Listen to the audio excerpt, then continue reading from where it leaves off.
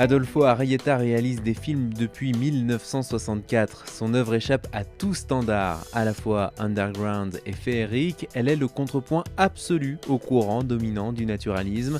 Le cinéaste était présent cette année aux Arcs avec son dernier film, La Belle Dormant. Bienvenue dans l'univers d'Adolfo Arrieta. Je crois que dans tous mes films, il y a une structure de contes de fées. La Belle Dormant, surtout, c'est mon conte préféré, mon conte favori quand j'étais petit. Et j'ai relu tous les contes de Grimm et de Perrault. Et La Belle Dormant continue si intéressante que quand j'étais petit. Plus intéressant parce qu'il y a une idée du temps très moderne, très einsteinienne, sur l'élasticité du temps, sur la relativité du temps.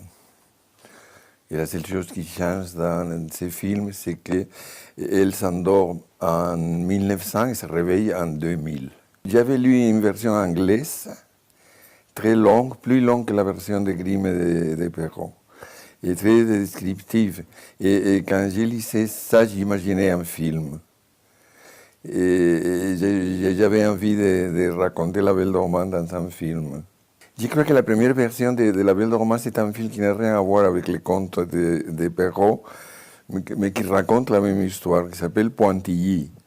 Et puis Flamme. Flamme, c'est aussi un conte de fées.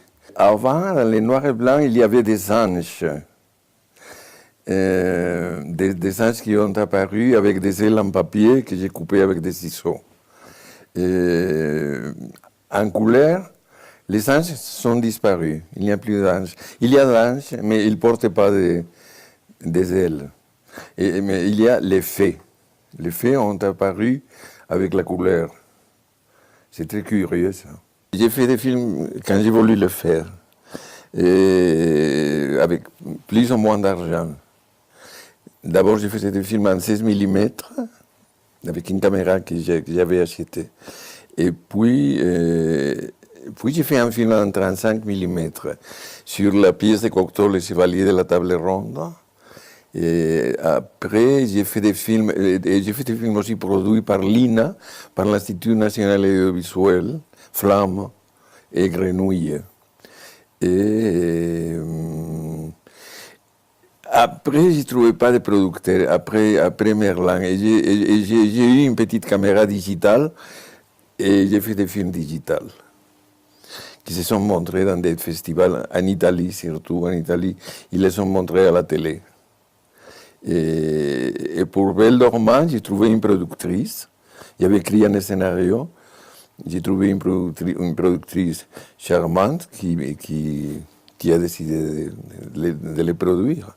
C'est une merveille, c'est merveilleux. J'ai l'impression d'être dans un conte de fées aussi. J'imaginais pas ça, on m'avait dit qu'il n'y avait pas de la neige cette année-là et je me suis trompé des souliers et je glisse partout quand je marche. J'adore être ici, j'aime beaucoup. J'aimerais rester plus longtemps.